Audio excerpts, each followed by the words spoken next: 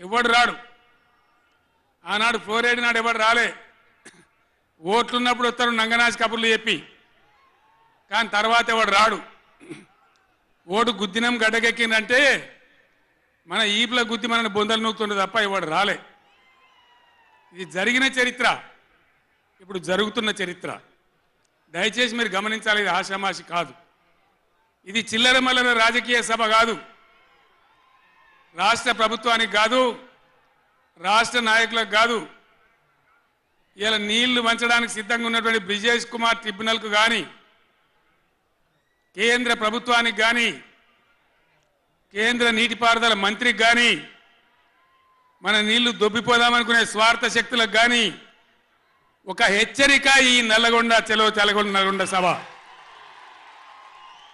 ఇది ఏ ఒక్కరికో ఒక వ్యక్తికో కొద్ది మంది గురించో పిటికడి మంది గురించో సభ కాదు.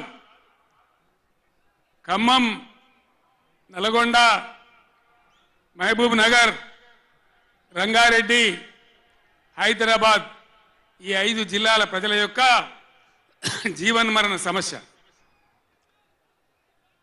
జరుగుతున్న చూసిన తర్వాత చాలా బాధపడ్డాం. మీ అందరి ఆశీస్సులతోని ఉద్యమాన్ని విజయం చేసినాం, రాష్ట్రం తెచ్చుకున్నాం. మీ అందరి దీవెనతోని 10 సంవత్సరాలు ఈ గడ్డను నేను పరిపాలన చేసిన. నేనేం తక్కువ చేయలే. ఎక్కడో పోయిన కరెంటును తెచ్చి నిమిషం పాటు కూడా కరెంటు పోకుండా మీ అందరి కరెంట్ సప్లై చేయించినాం. ప్రతి ఇంట్లో నల్లా పెట్టి మంచినీళ్ళు తీసుకొచ్చుకున్నాం. ఒకనాడు ఆముదాలు మాత్రమే పండిన నల్లగొండలో, బత్తాయి తోడలతో బతికిన నల్లగొండలో లక్షల లక్షల టన్నుల వడ్లు పండించేటువంటి పరిస్థితులు తెచ్చుకున్నాం. అంతకుముందు లేని నీళ్లు ఏడికెళ్ళి వచ్చినాయి, ఎట్లా వచ్చినాయి అంటే దమ్ము కావాలి, చేసే ఆరాటం ఉండాలి. ఇది నా ప్రాంతం, నా గడ్డ, నా ప్రజలు అనే ఆరాటం ఉంటే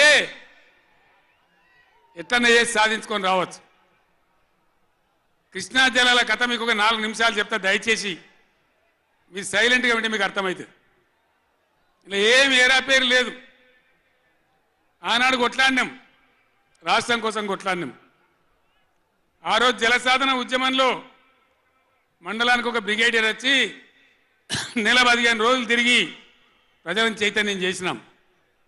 ఆ రోజు నేనే రాసిన పాట, పక్కన కృష్ణమ్మ ఉన్న ఫలితమేమీ లేకపాయే అని ఏడ్చినాం ఆ రోజు. ఈరోజు గోదావరి కృష్ణ కలిపి బ్రహ్మాండంగా నీళ్లు తెచ్చుకునే ప్రయత్నాలు చేసుకుంటా ఉన్నాం. దగ్గర పడ్డాయి. భువనగిరి దగ్గర బస్వాపురం ప్రాజెక్ట్ కంప్లీట్ అయింది.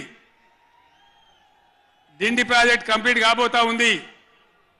పాలమూరు ఎత్తిపోతల కోసం నోళ్లు తెరుచుకొని చూస్తూ ఉన్నారు దేవరకొండ, మునుగోడు వగైరా ప్రాంతాల ప్రజలు. పైన పాలమూరు ఎత్తిపోతలు అయితే పాలమూరుతో పాటు రంగారెడ్డి, వికారాబాద్ జిల్లాల ప్రజలు చూస్తూ ఉన్నారు మాకు ఎప్పుడు వస్తే నీళ్ళని. 80% పనులు పూర్తయినాయి. ఎవ్వరు సహకరించకున్నా ఇదే కాంగ్రెస్ మరియు ఇతర పార్టీల నాయకులు 100ల కొద్ది కేసులు వేసినా ఈ 10 ఏళ్ళు పంటి బిగున్న ఒంటి బిగున్న కొట్లాడుతూ అటు కేంద్రంతో కొట్లాడుతూ ముందుకు తీసుకొని పోయినాం.